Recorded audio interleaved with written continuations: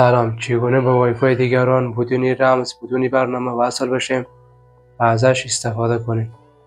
نیست که ببینید امروز میخوام طریقش براتون آموزش بدم که بدون رمز و بدون کدوم برنامه اضافی شما میتونید با وای فای دیگران وصل بشید و ازش استفاده کنید. البته استفاده بد نکنید، گفته نمونه. قبلش ویدیو را لایک کنید، روی مشترک شدن کلیک کنید تا ویدیو جدید ما را از دست ندید. ازن برم طریقش براتون آموزش بدم.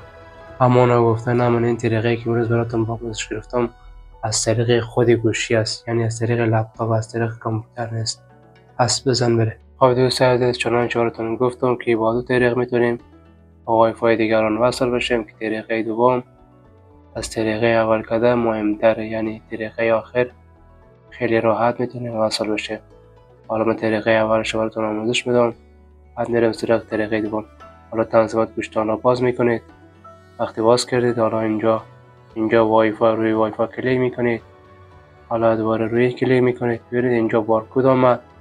از اینجا میتونید اینجا دستان روی وای فای نگه دارید. ببینید حالا گوشی من به یک وای فای وصله. البته از طریق بارکد وصل کردم. حالا ما میتونیم رمزی اینه به دست بیاریم. البته حالا میخوایم گوشی من هم وصل کنیم از طریق بارکد به این گوشی. حالا ما این بارکد رو اسکن میکنیم تا وصل بشه به این گوشی ما. ببینید در حال اسکنه. حالا وای فای رو پیدا میکنه. ببینید بدون رمز وای فای وصل شد، یعنی از طریق بارکد. حالا فرض ما میخوایم رمز وای فای رو به دست بیاریم، یعنی از طریق بارکد بود، حالا میخوایم رمزش رو دوباره به دست بیاریم.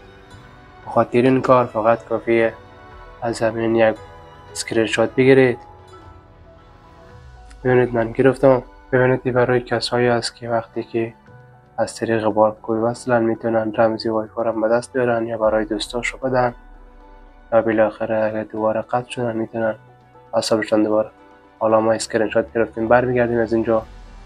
حالا روی همین دوربین کلیک میکنید. اگر از شما اینو نداشت فقط کافیه بیاد مرورگر گوشتان را باز کنید.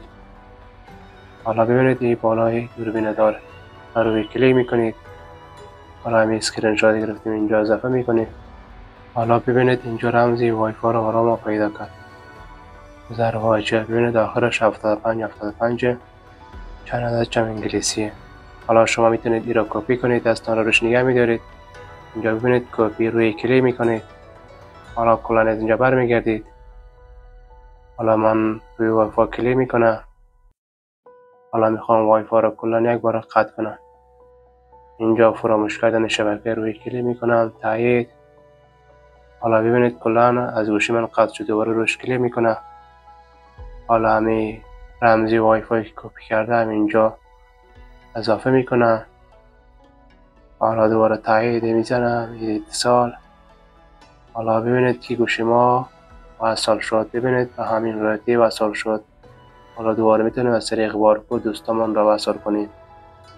حالا اگر یک بار دیگه براتون نشان بدم، فقط کافیه بیاد روی همین دوربین کلیک کنید. اگر از شما این نباید میاد روی گلکن رو باز میکنید، اما روی کلیک میکنید. حالا اینجا همین کد رو اسکن میکنید. ببینید اینجا گذر واژه، ببینید اینجا رمزش برای ما پیدا کرد. همین راحتی آسانی.